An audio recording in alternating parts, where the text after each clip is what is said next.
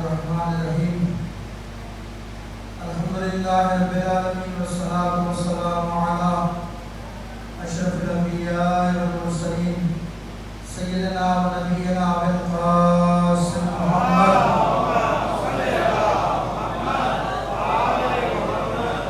وعلى الطیبین الطاہرین المعصومین المظلومین ولعنۃ اللہ علی اعدائهم اجمعین من الآن إلى قیام یوم الدین. اما بعد فقد قال الله تعالى في محكم كتابه المبين وهو أصدق القائلين وقوله الحق. بسم الله الرحمن الرحيم. وإن كان آباؤكم وأبناؤكم وإخوانكم وأزواجكم وعشيرتكم وأموال اقترفتموها وتجارة تخشون كسادها فسبحوا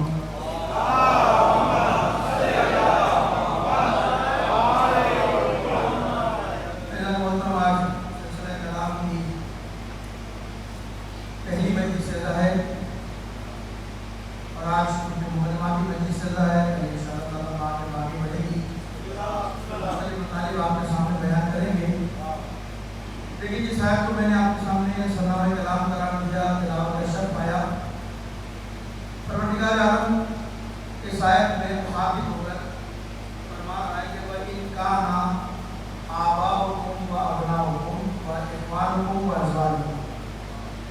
پروردگار میرے لوگوں، اگر تمہارے ماں باپ، ان کان آباؤکم تمہارے آبا و اجداد، وابناؤکم یہ تمہاری اولاد، وإخوانكم اور یہ تمہارے بھائی بہن، ازواجکم تمہاری زوجہ تمہاری بیویاں ہیں،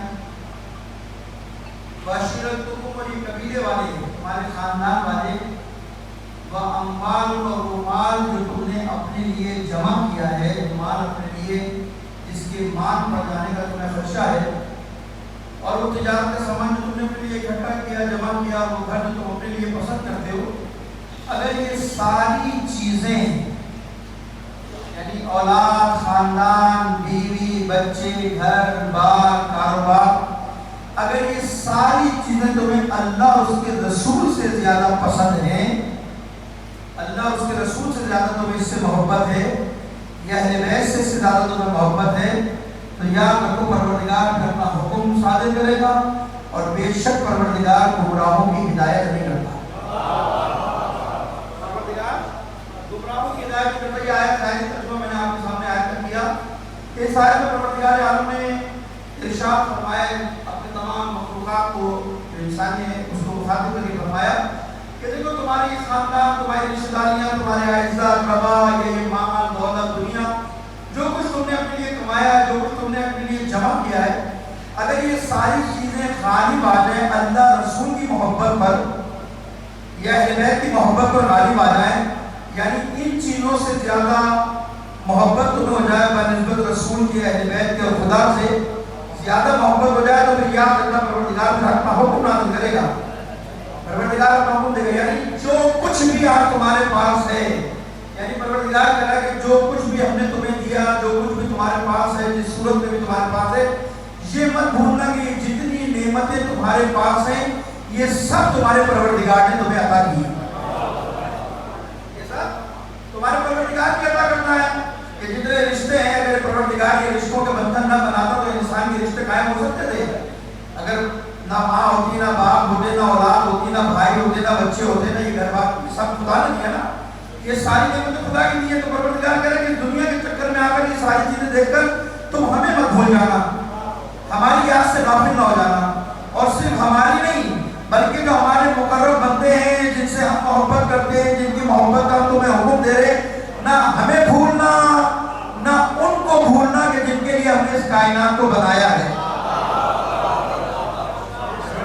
بھولنا نہیں، ایسا نہیں کہ ہماری محبت پر، رسول اور اہل بیت کی محبت پر دنیا غالب آ جائے اور تم ان کو ثانوی ایسے دے دو، دوسری ایسے دے دو. خبردار ایسا نہ کرنا. ایسا کرو گے تو تم گمراہ ہو گے، اور گمراہوں کی ہدایت نہیں کرتے. جو لوگ رائے راستے ہٹ جاتے ہیں ان کے پیچھے نہیں آتے، ان کو گمراہی کے راستے پر پروردگار چھوڑ دیتا ہے. صلی اللہ علیہ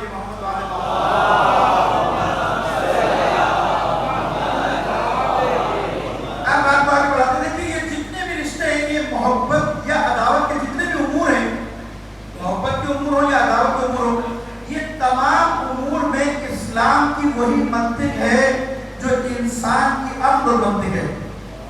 یعنی ایسا نہیں ہے کہ یہ اسلام نے جو احکام لگائے یا اسلام جو حکم لگائے یہ انسان کی عقل کے خلاف، انسان کی فطرت کے خلاف ہو ہی نہیں سکتا. فطرت اللہ التی فطر الناس علیہا، ہم نے انسان کو اسلام کی فطرت پر پیدا کیا. یعنی انسان جو پیدا ہوا ہے فطرت اسلام پر پیدا ہوا ہے.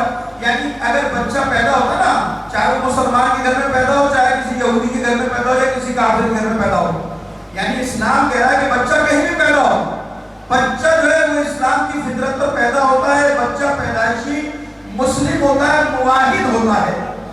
یعنی بچے کی پیدائش اسلام کی فطرت پر ہوتی ہے. معصوم فرماتے ہیں یہ الگ بات ہے کہ اس کے ماں باپ اس کو یہود و نصارہ بنا دیتے ہیں، لیکن بچہ مسلم پیدا ہوتا ہے، بچہ مسلمان پیدا ہوتا ہے.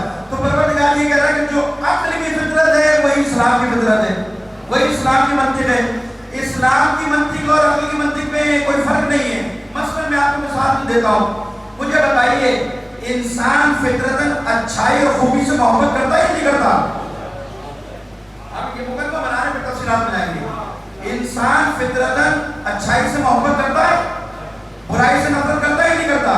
یعنی انسان کی فطرت کہتی ہے اچھائی کو اپنا لو اور برائی سے دوری اختیار کرو. یہی اسلام کہتا ہے اچھے کام کرو، نیک کام کرو، اچھائی کو اپنا لو اور برائی سے دوری اختیار کرو. یہ اسلام بھی کہہ رہا ہے. تو اسلام میں اور انسان کی عقل و فطرت میں کوئی ٹکراؤ ہے نہیں ہے. اسلام بھی کہتا ہے اچھائی کے راستے میں چلو، اچھائی کو اپناؤ، برائی سے دوری اختیار کرو، صفات رذیلہ سے دوری اختیار کرو. انسان کی عقل بھی یہ کہتی ہے کہ اچھے لوگوں سے دوستی کرو، اچھے لوگوں میں بیٹھو، اچھائی کو اپناؤ، برائی سے دور رہو، برے لوگوں سے اجتناب کرو. یہی ہے نا. کیوں ہو سکتا ہے اسی وجہ سے اسلام نے جس خدا کو متعارف کرایا ہے، جس خدا کے بارے میں ہمیں بتایا ہے، کیونکہ اسلام جس خدا کا تصور پیش کر رہا ہے وہ خود جمیل ہے، اسی لیے جمال کو پسند کرتا ہے.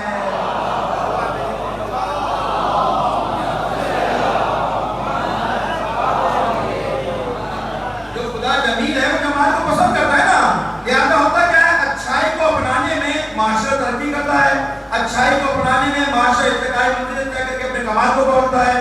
اسی طرح جو اچھائی پر عمل کرتا ہے وہ انسان بھی عمل کرنے سے کمال تک پہنچتا ہے. اچھائی کے راستے پہ اور برائی کا نتیجہ کیا نکلتا ہے؟ معاشرہ بھی تباہ، خود بھی تباہ. تو یہ طے ہو گیا نا کہ پروردگار نے حکم دیا اچھائی کو اپنا لو، برائی سے دوری اختیار کرو. انسان کی عقل بھی یہ کہتی ہے اچھائی کو اپنا لو، برائی سے دوری اختیار کرو. اب بات کو آگے بڑھاتے ہیں. دیکھیے آپ مجھے بتائیے، میں آپ سے سوال کرتا ہوں، کوئی انسان جاہل سے محبت کرتا ہے؟ آپ میرے ساتھ دیئے گا، جاہل سے کوئی محبت کرتا ہے؟ نہیں کرتا نا. اب تک جو جاہل ہوتا ہے وہ بھی پڑھے لکھوں میں بیٹھنا چاہتا ہے، یہ نہیں. جو جاہل ہوتا ہے وہ بھی کوشش کرتا ہے پڑھے لکھوں میں بیٹھوں تاکہ میرا عیب دور ہو جائے. پڑھے لکھوں میں بیٹھتا ہے، عالموں میں بیٹھتا ہے تاکہ میری جو کمزوری ہے وہ دور ہو جائے. یعنی جاہل بھی جاہل کو پسند نہیں کرتا. جاہل کی کوشش ہوتی ہے پڑھے لکھوں لوگوں میں عالموں میں بیٹھے ہیں، کوئی جاہل کو محبت نہیں کرتا، پسند نہیں کرتا. اچھا بزدل انسان کو کوئی دوست بناتا ہے؟ بزدل انسان سے کوئی دوستی کرنا پسند کرتا ہے؟ نہیں کرتا. بزدل یہ بری صفت ہے، نہیں کرتا پسند. اچھا کوئی بخیل ہو، کنجوس آدمی اس کو دوست بنائے گا نہیں؟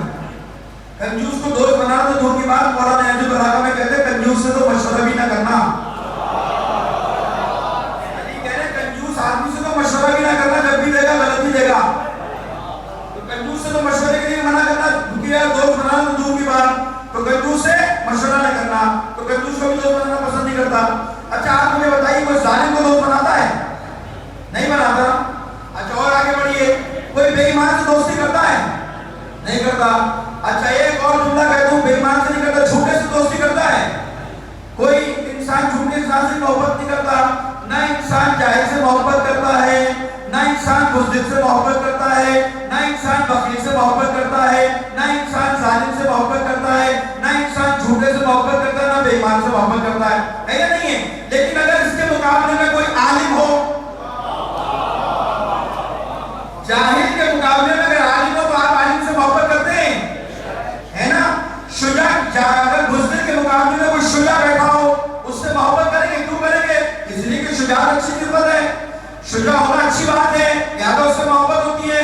بخیل کے مقابلے میں سخی سے محبت ہوتی ہے، ظالم کے مقابلے میں عادل سے محبت ہوتی ہے.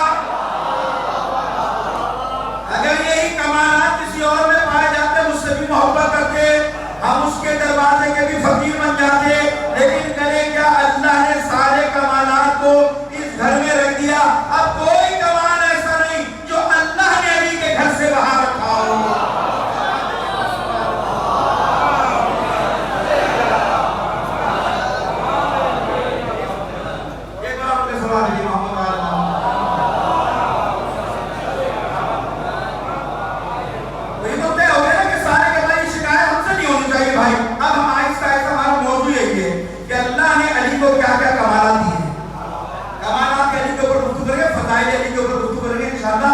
ان 5 چیزوں میں تھوڑے تھوڑے روزانہ کوئی نہ کوئی علی بن ابی طالب کے کمالات کا، علی کے فضائل کا پہلو آپ کے سامنے بیان کرے گا. اور یہ کوئی جوش خطابت نہیں ہے، یہ ایسی بات نہیں کہ میں نے جوش کے بعد خطابت میں کوئی بات کی ہو. میں چیلنج کر رہا ہوں خدا کی قسم اس ممبر سے، یہ مجلس ریکارڈ ہو رہی ہے، میں چیلنج کرتا ہوں کہ خدا کی قسم کوئی ایک آدمی لیا ہو پیغمبر کے بعد، نبی اکرم کے بعد کوئی ایک آدمی لیا پوری کائنات میں کہ جو فضائل اللہ نے علی کو دیے فضائل کسی اور کو دیے. اگر کوئی ایسی بات ہے تو میں چیلنج کر رہا ہوں، لے آؤ. ہمارے پاس حدیث بھی موجود ہے، روایت ہے. اچھا یہ بات ایسی نہیں ہے، یہ صرف شیعوں کا مسئلہ ہے. تمام مسالک کے لوگ، تمام شیعہ سنی تک تمام اکابرین اہل بیت کے کمالات کا اقرار کرتے ہیں. بالخصوص تمام علماء اہل سنت کہتے ہیں کہ جو کمالات اللہ نے علی کو دیے وہ کسی کے پاس نہیں. اور وہ آپ کے سامنے بیان کرنے کی بات سنا دیجیے محمد والے.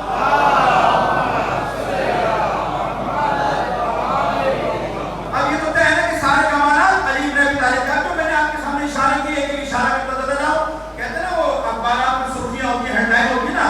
آج ہیڈ لائن پڑھیں گے آپ کے سامنے، کل آہستہ آہستہ تفصیلات میں چلے جائیں گے. یہ جو میں نے آپ کے سامنے کہا کہ ہم عالم سے محبت کرتے ہیں، ہم علی سے محبت اس لیے کرتے ہیں، علی سے بڑا کائنات میں عالم کوئی نہیں. علم کی وجہ سے محبت کرتے ہیں نا، علی سے بڑا کائنات میں. اس پہ بات کریں گے، علی کے علم کے اوپر بات کریں گے آگے جا کے. اشارہ کرتا جا رہا ہوں، علی سے بڑا کائنات میں کوئی عالم ہے تو لے آؤ. علی سے بڑا کائنات میں جاننے والا ہے تو لے آؤ. جس ایمان کا یہ عالم ہو کہ جو یہ کہتا ہو کہ خدا کی جس کے لیے بلکہ میں حدیث پڑھ دیتا ہوں رسول کی تاکہ بات مستند ہو جائے. ہر چیز کے اوپر ایک رسول کی حدیث پڑھو کروا دیجیے محمد عالم.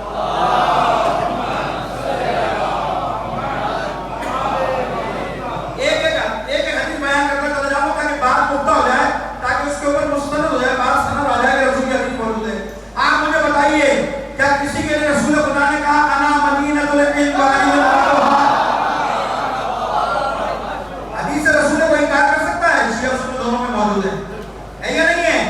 رسول نے کیا کہا؟ میں علم کا شہر ہوں، حدیث کا دروازہ ہے. اب جو علم حاصل کرنا چاہتا ہے وہ کہاں سے دیواریں پھلانگ کر نہیں آتا. وہ جسے علم چاہیے وہ دیوار پھلانگ کر نہیں آئے گا، اسے در علی سے گزرنا پڑے گا. دروازے سے گزرے گا تو گھر میں داخل ہوگا. اور رسول نے کہا نا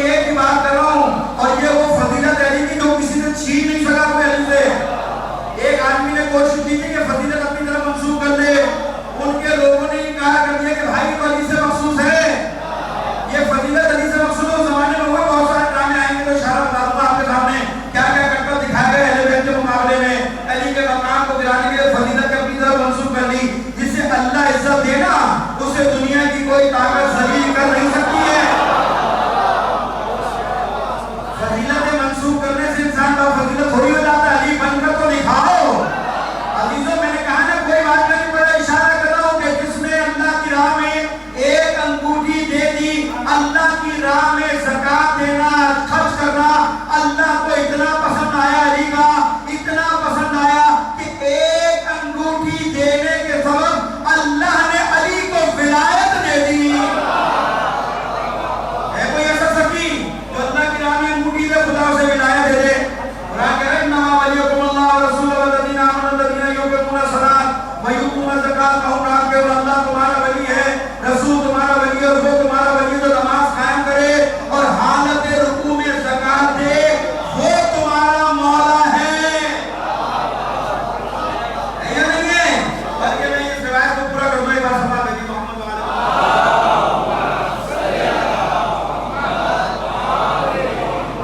شان نزول بھی آپ بتا دوں، چاہے جناب عباس بیٹھے تھے، جناب ابن عباس بیٹھے تھے اور حدیث رسول سنا دے کے بعد ایک رسول قال رسول اللہ قال رسول اللہ قال رسول اللہ، لوگوں کو مجمع لگا ہوا تھا۔ اچانک ایک شخص آیا، اس نے کالے رنگ کی نقاب باندھی ہوئی تھی، یہ ایک حدیث سناتے تھے قال رسول اللہ، وہاں سے وہی حدیث سناتے تھے قال رسول اللہ، ادھر سے یہ رسول کی حدیث سناتے تھے، وہ رسول کی حدیث سناتے تھے۔ اب حدیثوں کا مقابلہ شروع ہوا۔ ابن عباس کہتے ہیں کہ تھوڑی دیر بعد میں نے کہا اے نقاب پہنے ہوئے شخص تو بتا دو صحیح آپ ہے کون، اپنا تعارف کرا تو آخر ہے کون؟ اس نے نقاب اتار کے کہا لوگوں جو مجھے نہیں پہچانتا پہچان لے، میں ابو ذر غفاری ہوں، میں ابو ذر غفاری۔ اس کے آگے بڑھ کے کہتا خدا کی قسم میں نے رسول خدا سے سنا ہے کہ علی مومنوں کے امام ہیں اور کافروں کے علی قاتل ہیں۔ پھر آگے بڑھ کر کہتا سنو کہ علی کی فضیلت، کہتا کیا ایک دن میں نبی کی مسجد میں نماز پڑھا تھا نبی کے پیچھے، اور ایک صاحب مسجد میں داخل ہوا اور اس نے آواز دے کر کہا ہے کوئی اللہ کے نام پر دینے والا؟ جب کسی نے جواب نہیں دیا تو مایوس ہو کے جانے لگا پروردگار تو گواہ رہنا تیرے نبی کی مسجد سے خالی ہاتھ جا رہا ہوں۔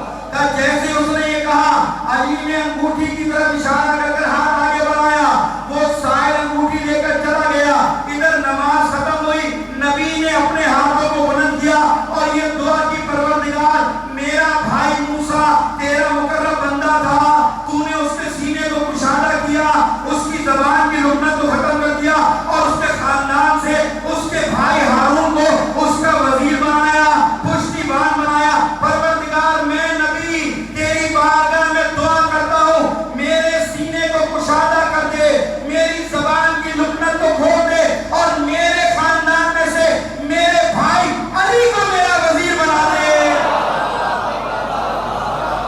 ابو ذر کہتے ہیں خدا کی قسم ابھی دعا پوری بھی نہیں ہوئی تھی، ابھی دعا نبی کی مکمل نہیں ہوئی تھی کہ جبرائیل آئے دے رہا ہے، رسول اللہ پیغام دے رہا ہے انما ولیکم اللہ ورسولہ والذین آمنوا الذین یقیمون الصلاۃ ویؤتون الزکاۃ وهم راکعون۔ نبی مبارک ہو، اللہ اعلان کر رہا ہے یا تو میں ولی ہوں یا تو ولی ہے یا وہ ولی ہے جس نے حالت رکوع میں انگوٹھی عطا کی ہے۔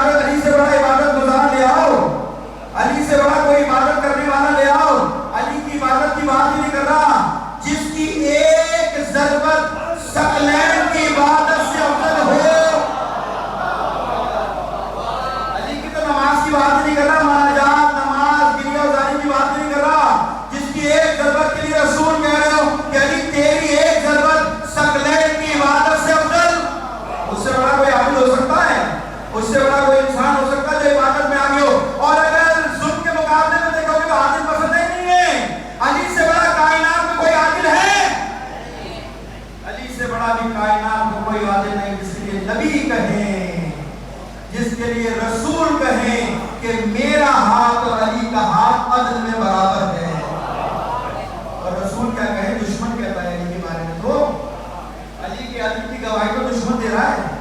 امیر شام کا جب یہ جنگ صفین ہوئی ہے تو امیر شام پہنچا ہے صفین کے میدان میں, یا مولا کائنات پہنچے دونوں صفین کے میدان میں. ہوا یہ کہ امیر شام جب پہلے پہنچ گیا اس نے دریا پہ قبضہ کر لیا, گھاٹ پہ قبضہ کر لیا. اس نے اعلان کیا کہ علی کے سپاہی پانی نہیں پی سکتے, پانی علی کے سپاہیوں کو بند کر دیا. پانی کربلا میں بند نہیں ہوا تھا, باپ بیٹوں کا یہی کام تھا. کربلا میں بند نہیں ہوا تھا, صفین میں بند ہوا تھا.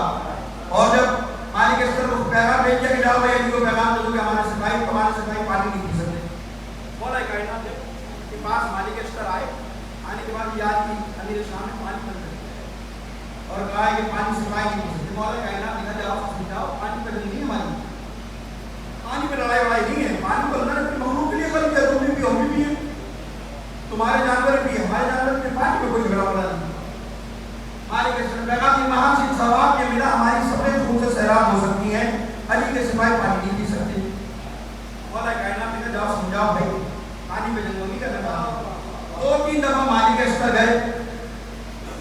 اب مالک اشتر کو جواب نہیں ملا. مولا کائنات نے مالک اشتر کو کہا مالک اشتر آپ دفعہ پیغام لے کے چلے جاؤ میرا, اور امیر شام کو جا کر پیغام دے دو کہ اگر کوئی یہ سمجھتا ہے میں بوڑھا ہو گیا ہوں,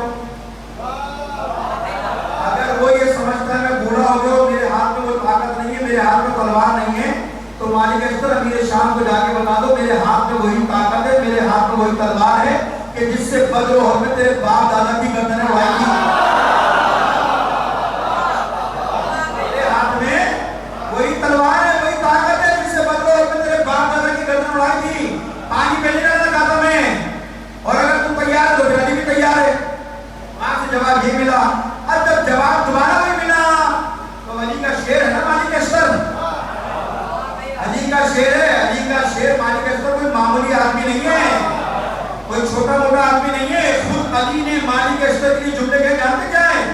علی نے مالک اشتر کے لیے کہا کہ جس طرح میں رسول خدا کے لیے تھا, یعنی علی مالک اشتر کے بارے میں کہہ رہے کہ جس طرح میں رسول خدا کے لیے تھا, خدا کی قسم اسی طرح مالک اشتر میرے لیے ہے. یہ ہے مالک اشتر کا مقام. جب کہا نا پانی نہیں ملے گا تو علی نے ہاتھ کمر ٹھوکی مالک اشتر کی جان صاحب تم راستہ پیدا کرو. اب جیسے علی کے شیر کو اجازت ملی وہ بفر گیا. اس نے پہلی جھڑپ میں جوتے مار کے بھگا دیا, جوتے مار کے بھگایا. گھاٹ کس کے ہاتھ میں؟ علی کے ہاتھ میں. اور وہ آگے کہاں گئے؟ وہ روتے پیٹتے پہنچ گئے اس کے خیمے میں, کانپتے کانپتے پہنچے. وہاں بیٹھا تھا امیر شام اور عمر یاز دونوں بیٹھے تھے. اب یہ جوتے کھا کے جب وہاں پہنچے, ہاتھتے کانپتے وہاں پہنچے, امیر شام نے پوچھا کہ تمہارا اولیا کس نے بنایا؟ کہا وہ مالک اشتر نے بنایا. کہ کیا ہوا؟ کہا اس نے جوتے مار کر بھگا دیا. گھاٹ تیرے ہاتھ میں نہیں ہے, اب گھاٹ علی کے ہاتھ میں ہے. جیسے سنا لیٹا تھا بیٹھ گیا, کھڑا ہو گیا. کب کیا ہوگا؟ گھبرا کر کہتے اب کیا ہوگا؟ اب تو علی ہم پر پانی بند کر دے گا. جیسے اس نے کہا نا امیر شام نے کہ علی اب ہم پر پانی بند کر دے گا, تو عمر یاز برابر میں بیٹھا ہوا تھا. فوراً کہتا ہے ارے کیا تو نے علی کو اپنا جیسا سمجھ لیا؟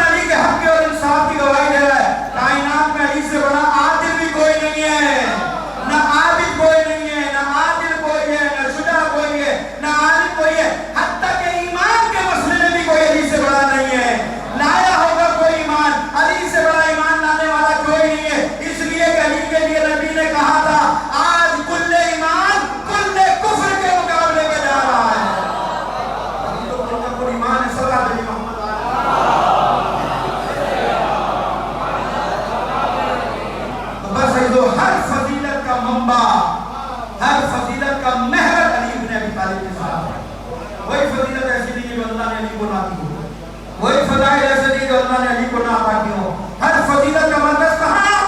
علی. علی فضیلتوں کو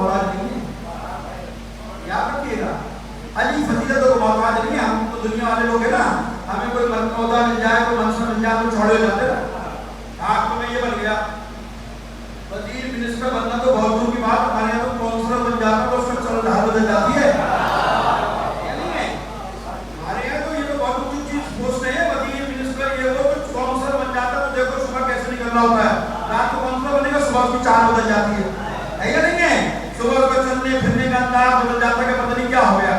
ایسا ہے کہ نہیں ہے؟ علی کو کتنے کمالات ملے, علی کو کتنے فضائل ملے. میں نے کہا نا علی کمالات کا محتاج نہیں ہے, کمالات علی سے منسوب ہو کر اپنے اوپر رشک اور فخر و مباح کرتے ہیں. ہمیں اللہ نے علی سے منسوب کر دیا.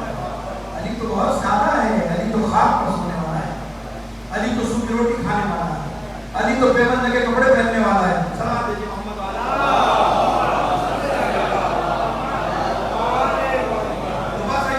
سارے کمالات کہاں علی ابن ابی طالب کے.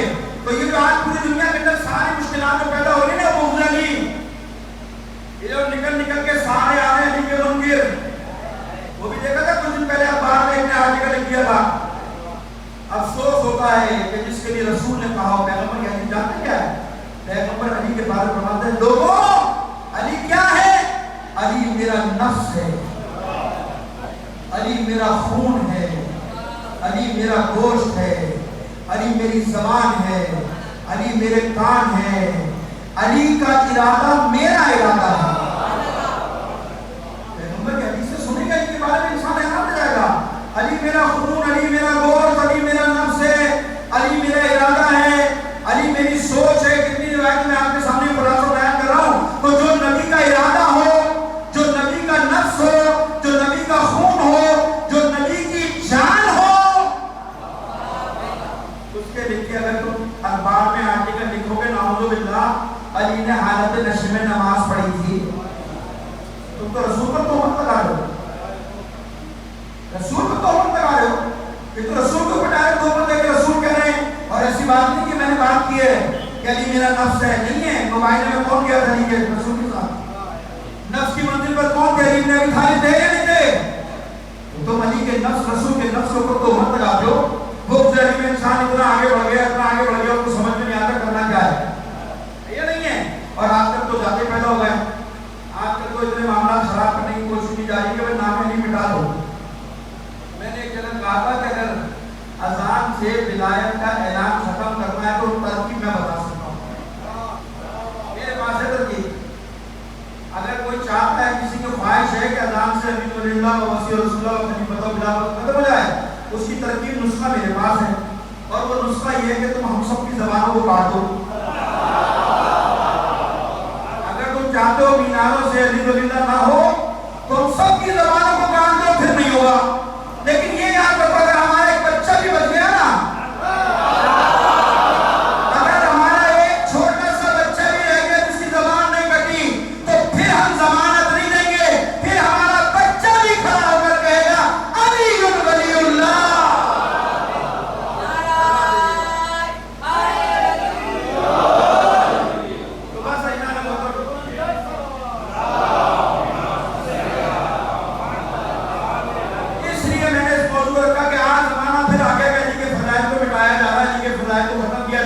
لیکن اب پریشان ہونے کی ضرورت نہیں ہے. وہ زمانہ نہیں ہے کہ جس زمانے میں علی کی فضائل بیان کرنے والوں کو زندانوں میں ڈال دیا جاتا تھا, کڑاہوں میں ڈال دیا جاتا تھا, دیواروں میں چن دیا جاتا تھا, بندیوں سے زبانیں کھینچ لی جاتی تھی اور پتہ نہیں کیا کیا اس زمانے کے اندر ہوتا. یہ وہ زمانہ نہیں ہے.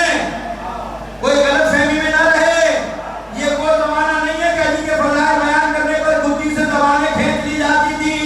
اب زمانہ الٹ ہو گیا ہے. پہلے علی کے فضائل بیان کرنے پر گدی سے زبانیں کھینچی جاتی تھی. اب وہ زمانہ نہیں ہے. اب جو علی کے خلاف بھوکے گا ہم اس کی زبان گدی سے کھینچیں گے.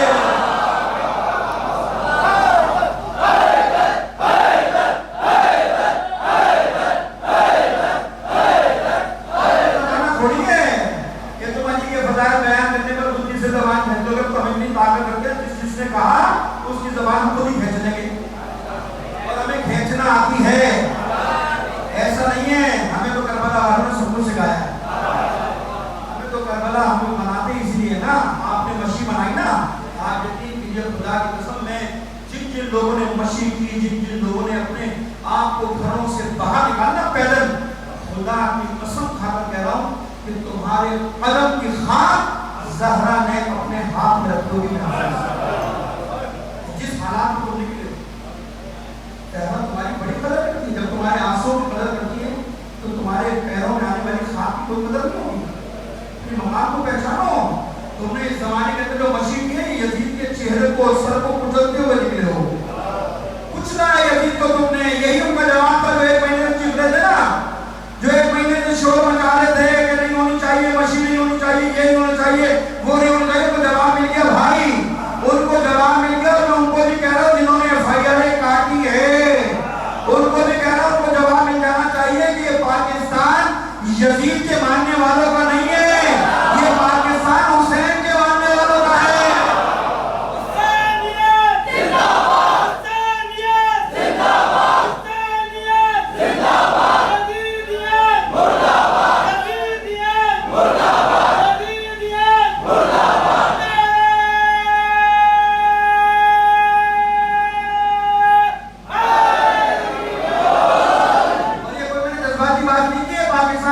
جو ہے وہ حسین کے ماننے والوں کا ہے, ایسا ہی ہے. یہ وہ باتیں کرتے ہیں کہ جنہوں نے پاکستان کی تاریخ پڑھی نہیں ہے, یہ وہ باتیں کر سکتے ہیں ہم نے پاکستان کی تاریخ پڑھی ہے. یہ پاکستان حسین کے ماننے والوں نے بنایا تھا. اگر کہ ہمارے برادران اہل سنت کی بھی قربانیاں اس کے ساتھ موجود ہے, لیکن بابا کون تھا؟ بابا کون تھا؟ قائد اعظم محمد علی کون تھا؟ قائد اعظم محمد علی جنہوں نے کسی کو پتہ نہیں تو میں بتا دیتا ہوں, اپنی تاریخ درست کر لو. قائد اعظم پاکستان بنانے والا شیعہ تھا. بابا قوم شیعہ تھے, اس کا مسلک شیعہ تھا. صرف پاکستان بنایا نہیں, اب بن گیا تو مال کہاں سے آئے گا؟ پاکستان چلانے کے لیے تنخواہیں کہاں سے آئیں گی, پیسے کہاں سے آئیں گے, ریاست کیسے چلے گی؟ تو بنانے والا بھی شیعہ تھا. جب مال کی ضرورت پڑی مال دینے والا راجہ محمود آباد بھی شیعہ تھا. بنایا بھی ہم نے, چلایا بھی ہم نے, اور اگر بچا ہوا ہے تو بچانے والے بھی ہم ہیں. ہماری وجہ سے بچا ہوا ہے, ہماری وجہ سے بچا ہوا, ورنہ اگر کوئی نادان ہوتا تو ٹکروا چکا ہوتا. یہ ہماری وجہ سے اتنی زیادتی کے بعد کہ ہم نے اس ملک کو بچا کے رکھا. کٹ گئی ہے FIR. یہ آپ ضروری باتیں تھے بچے بتائیں بینک میں کٹ گئی ہے FIR. کے بعد کوڑ آ رہی ہے, ہم ساری FIR جمع کریں, پریشان نہ ہو. یاد ہے پچھلے سال لاس کیا تھا, کچھ کیا نہیں تھا, گھر سے باہر نکلے تھے ساری حکومت ڈھیر ہو گئی کہ نہیں ہو گئی؟ نہ گملہ ٹوٹا, پتھر لگا کسی کو, نہ کوئی پودا ٹوٹا. روڈوں کے اوپر جس حضرت کو تم نے روکا تھا نا گھر میں, جس پہ گھروں میں امام بارگاہوں میں تم نے FIR کاٹ کے روکنے کی کوشش کی تھی, ہم نے تمہیں دکھایا. ہم سکھر سے ماتم کرتے ہوئے نکلے تھے, سکھر سے یا حسین کہتے ہوئے نکلے تھے, نہیں نکلے تھے. سکھر سے لے کے کراچی تک پہنچے نہیں تھے, سب ڈھیر ہو گئے تھے. ہم ختم کر رہے ہیں. پھر کہہ رہا ہوں FIR واپس لے لو, ہمیں مسئلہ نہیں ہے. یہ FIR ہمارے لیے شفاعت کا سرٹیفکیٹ ہے.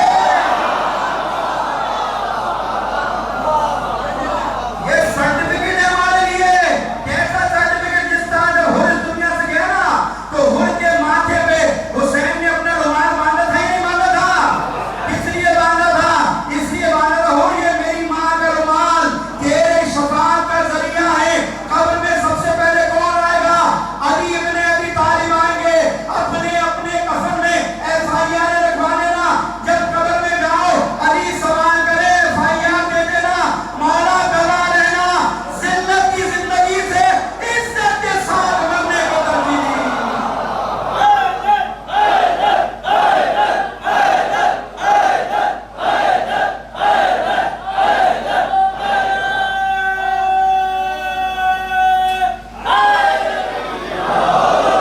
تو بس صحیح تو ختم کر دیا. آج کل سے بات کو آگے بڑھائیں گے, کل تفصیلات میں چلیں گے, یہ ہوتی رہے گی چیزیں آتے رہیں گے. کامیابی یہ ہے کہ خدا کا شکر ہے تمہارا قدم پیچھے نہیں رہتا, آگے بڑھتا. اور وہ کربلا والا ہو ہی نہیں سکتا جس کا قدم پیچھے ہے. مجلس وہ کرے جو مرد ہو. یہ مردوں کا کام ہے, بزدلوں کا کام نہیں ہے. عزاداری کرنا تم نے چھیڑا تھا, ہم نے تمہیں نہیں کہا چھیڑ چھاڑ کرو. ہم تو پہلے دن سے تمہیں کہہ رہے ہیں بھائی میں عزاداری کرنے دو, شروع سے مجلس کرنے, جس کو چھیڑو گے کوئی مصیبت بن جائے گی. تم نے مشین میں چھیڑا, اب روک لو, اب روک لو. تم نے کہا میں تو یہ تاریخ بن گئی ہے. اب یہ ہر سال کے لیے اپنے ذہن میں بٹھا دو کہ جب چہلم کا جلوس نکلے گا وہ مشین بھی نکلے گی. اب یہ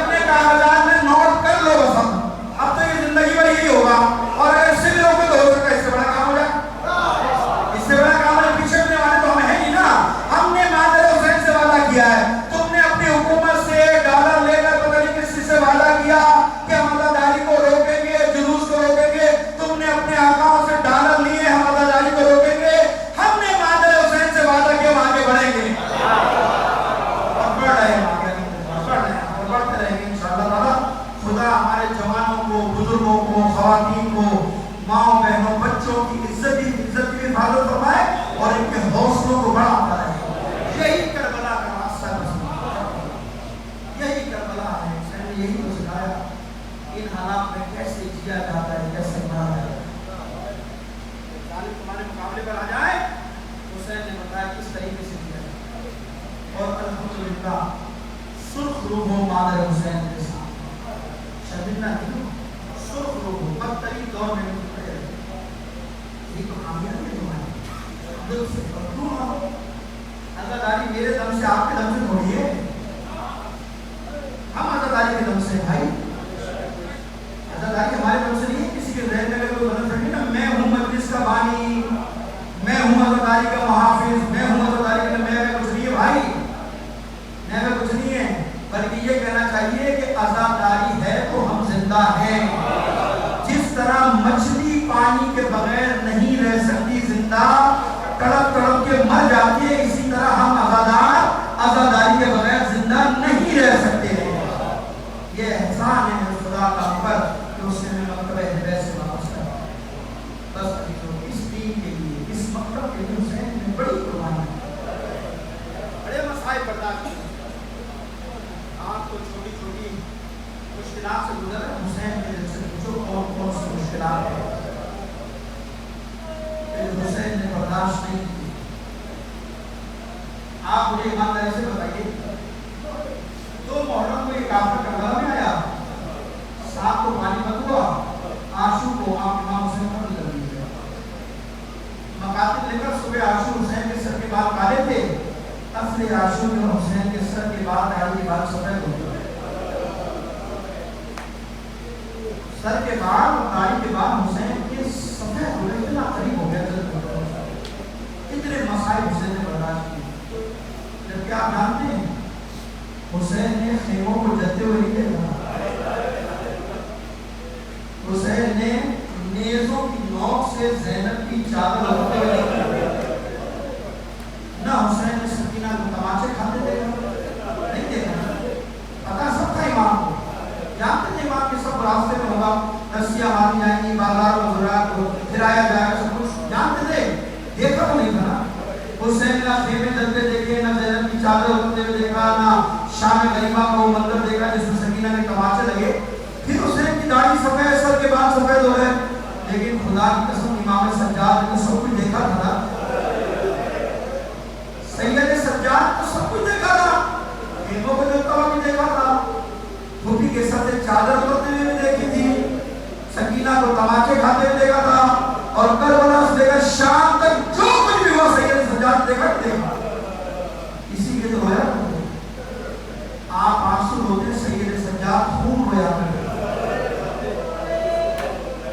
کتنے دن خون روئے، کتنے مہینے خون روئے، کتنے سال سید سجاد خون روتے رہے، 1 سال 2 سال 3 سال 4 سال نہیں، 25 سال تک کی روایت ہے کہ 25 سال مسلسل آنسو بہاتے رہے، خون رویا سید سجاد نے، خون رویا۔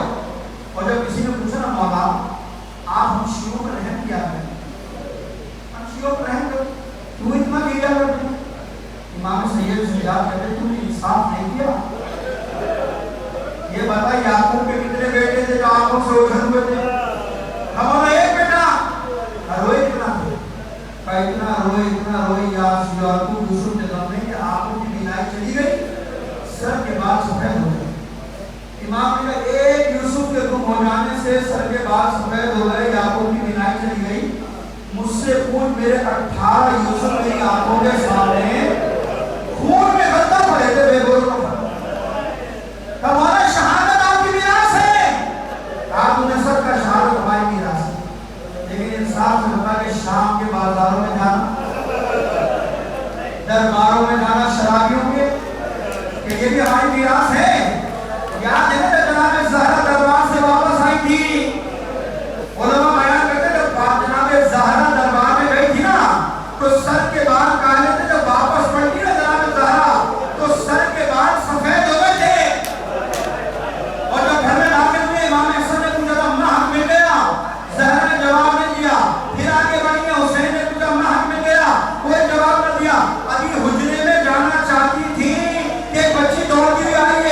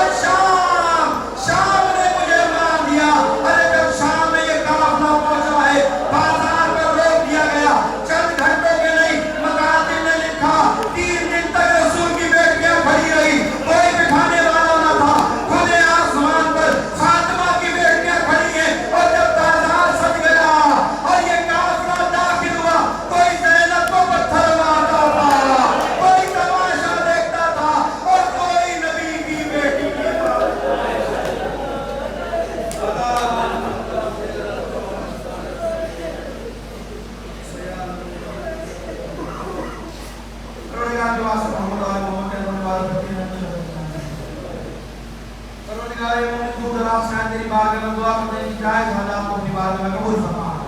پروردگار جو مشکلات کو آسان فرما. حضرت آپ دنیا میں جہاں کے لیے اقتداری مشغول ان کی جان مال عزت و آبرو کی حفاظت فرما.